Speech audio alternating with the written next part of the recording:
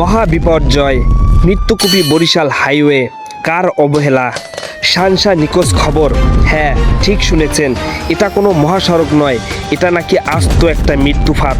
ঢাকা বরিশাল কানেক্টিভিটির সব থেকে গুরুত্বপূর্ণ রোড, ভাঙা থেকে বরিশাল মহাসড়ক। কিন্তু আজ সেখানে কি ঘটছে?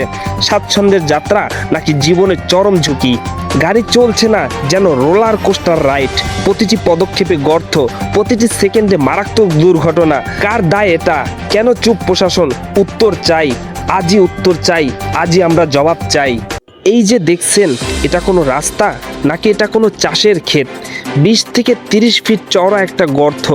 বৃষ্টির দিনে এগুলো হয়ে ওঠে অদৃশ্য জলাশয়, আর রোদের দিনে ধুলির আস্তরণ ঢেকে যায় চারদিক। চালকের দেখতে হয় অসুবিধা, সে সামনে কি আছে সেটা দেখতে পাচ্ছে না। বাস চালক বলেছেন, প্রতিদিন এখানে গাড়ি নষ্ট হয়। 1 ঘন্টার পথ পেরাতে সময় লাগে 2 থেকে 3 ঘন্টা।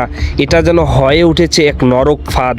এক যাত্রীর সাথে কথা বলে জানতে পারলাম, পদ্মা সেতু পার হয়েছে খুব দ্রুতই, কিন্তু ভাঙা থেকে বরিশালের এই রাস্তায় সব শেষ।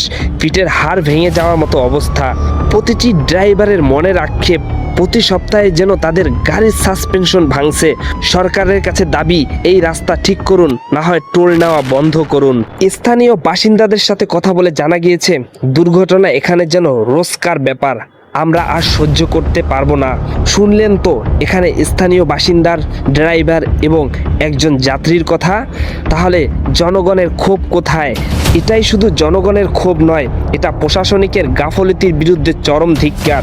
আমাদের সোজাসাপটা প্রশ্ন, মহাসড়কের সংস্কার মেগা বাজেট কোথায় গেল? প্রতিদিন যেন হাজার হাজার মানুষের জীবন ঝুঁকি নিচ্ছে, তার দায় কে নিবে? কতগুলো তাজা প্রাণ ঝরে গেল। ঘুম ভাঙবে কর্তৃপক্ষের কবে? কাল ক্ষেপণ আর নয়। ভাঙা বরিশাল মহাসড়ক নিয়ে চক্রান্ত কিংবা অবহেলা আর সহ্য করা যাবে না। দেশের মানুষ দ্রুত 4 লানের আধুনিক নিরাপদ সড়ক দেখতে চায়।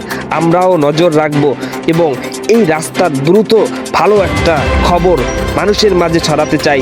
যতক্ষণ না ব্যবস্থা গ্রহণ করা হচ্ছে, আমরা অবশ্যই এর বিভিন্ন খারাপ দিকগুলো আপনাদের সামনে তুলে ধরব। এটিকে লাইক, কমেন্ট করে, শেয়ার করে সবার মাঝে ছড়িয়ে দিন।